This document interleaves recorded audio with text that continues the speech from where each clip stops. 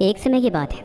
एक बार गौतम बुद्ध अपने शिष्यों के साथ कहीं जा रहे थे। रास्ते में जाते टाइम संध्या हो गई तो सबने मिलके वहीं पे विश्राम करने का डिसीजन लिया।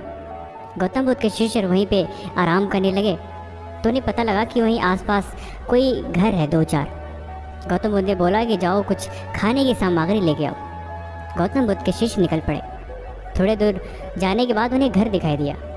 उन्होंने भिक्षा तो मांगा लेकिन उन्हें पता लगा कि असल में वो घर किसी वैश्या का है। वो कुछ बिना लिए ही वहाँ से वापस आ गए। लेकिन वैश्या जब तक दरवाज़ा खोल के बाहर आई तो उसने गौतम बुद्ध उनके शिष्य को देख लिया था।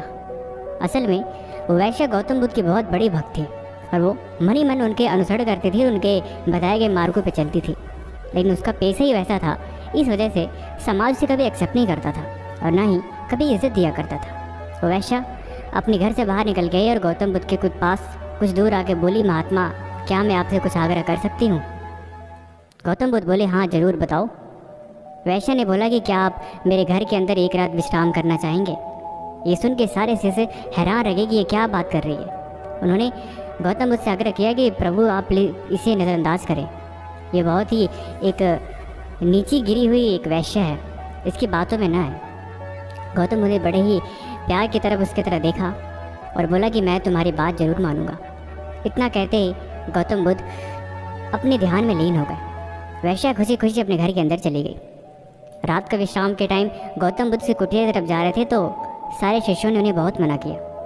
उन्हें बोला, प्रभु आप ये क्या कर रहे हैं? ये बहुत अनर्थ हो रहा है। समाज आपको कभी माफ़ नहीं करेगा और न समाज आपको अच्छा बोलेगा। आपकी शायद बुद्धि खराब हो गई है प्रभु। गौतम बुद्ध ने कुछ नहीं बोला। वो सारी रात उसकी कुटिया में विश्राम किए। लेकिन जब सुबह हुआ तो सब हैरान रह गए। जब वो बाहर निकले तो वो वैश्या असल में काफ़ी सुसज्जित होकर अच्छे कपड़े पहन के और शादुई कपड़ों में बाहर निकली, क्योंकि असल में वो भी गौतम बुद्ध की भक्त बन चुकी थी। जब वो बाहर आए तो सब हैरानी के साथ पूछे, प्रभु ये चमत्कार कैसे हुआ? गौतम बुद्ध ने बताया कि असल में इसका जो भी पेशा है, इसका जो भी धर्म है, इसका जो भी कर्म है, उस सबसे भी बड़ी बात यह है कि इसके अंदर एक इंसानियत है। जब एक अच्छा इंसान बुरे कर्म कर सकता है तो बुरे कर्म के रास्ते पे जिसका जो कर्तव्य है उसके अंदर भी भक्ति है, उसके अंदर भी एक समान रूप से इमोशन है। इसीलिए इसके अंदर की भक्ति इसे हमेशा सत्मार्ग पे चलने के लिए प्रेरित करती रहती है और ये अपने इस धर्म के चलते सही रास्ते पे नहीं जा पाती। कोई गलत है इसका मतलब ये नहीं कि उसके कर्म, उसकी सोच भी वैसी गलत है।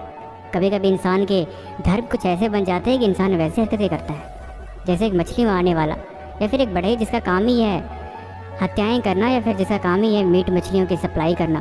भला उसमें भी भक्ति का एक भाव है, लेकिन इसका मतलब ये तो नहीं कि हम उससे गलत ठहरा लें।